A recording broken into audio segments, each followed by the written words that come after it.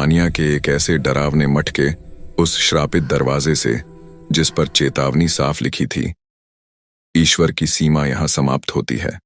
सोचिए, अगर भगवान ने भी उस जगह को छोड़ दिया हो तो अंदर क्या होगा।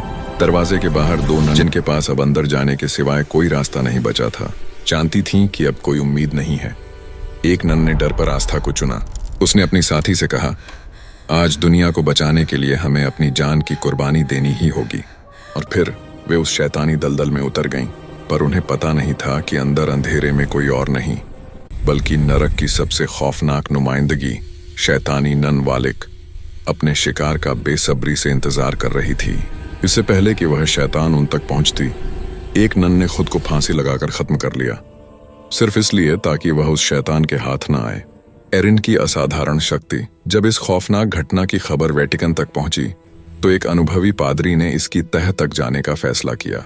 उन्होंने अपनी मदद के लिए चुना सिस्टर एरिन को, एक ऐसी नन जो सिर्फ प्रार्थना नहीं करती थी बल्कि जिसके पास आत्माओं को महसूस करने और भविष्य की झलक देखने की एक असाधारण शक्ति थी। जब वो दोनों उस वीरान मठ में पहुंचे तो रात हो चुकी थी। अंदर घुसते ही हवा में एक अजीब सी बेचैनी थी। उन्हें वहां सफेद कपड़ों में साधुओं के साए मंडराते हुए दिखे। हर कदम पर चीजें अपने आप हिलने लगीं, जिससे उन्हें यकीन हो गया कि यहाँ किसी शैतानी ताकत का वास है। तभी पादरी को एक भयानक कोना दिखा जहां वही नन लटकी हुई थी। उसका चेहरा बुरी तरह गल चुका था और टूटी हुई गर्दन लटक रही थी। अचानक उस सड़ी हुई आत्मा ने अपनी आंखें खोली और पादरी पर हमला करके उन्हें सीधा मौत के ताबूत में धकेल दिया। भागती नर्क का दरवाजा दूसरी तरफ सिस्टर एरिन भटकते हुए वहां मौजूद एक दूसरी नन से मिली। बातचीत में पता चला कि सालों पहले यहाँ एक एग्जॉर्सिज्म के दौरान गलती से नर्क का एक दरवाजा खुल गया था। उसी रास्ते से वालिक नाम की शैतानी रूह हमारी दुनिया में आ गई थी। उस नन ने कांपते हुए बताया, वालिक भगवान को मानने वालों को जिंदा नहीं छोड़ देती।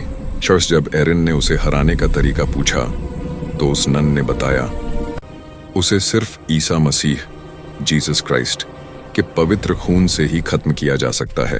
तब यह खून एक प्राचीन पात्र में बंद था जिसे खोलने के लिए एक खास चाबी की जरूरत थी। डरते हुए उस नन ने एरिन को वो चाबी दे दी।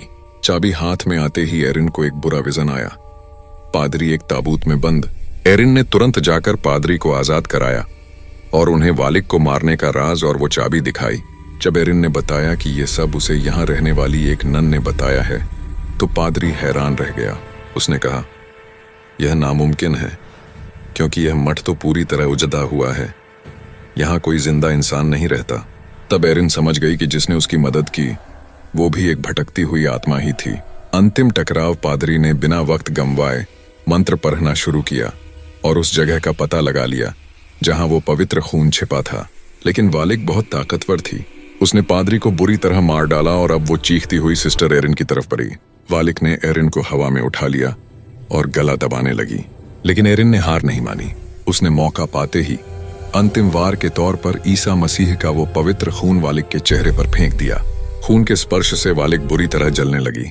वह दर्द से भयानक चीखें निकालने लगी और देखते ही देखते वो शैतानी साया वहां से हमेशा के लिए गायब हो गया। दोस्तों, आपको यह कहानी कैसी लगी? कमेंट्स में हमें जरूर बताएं।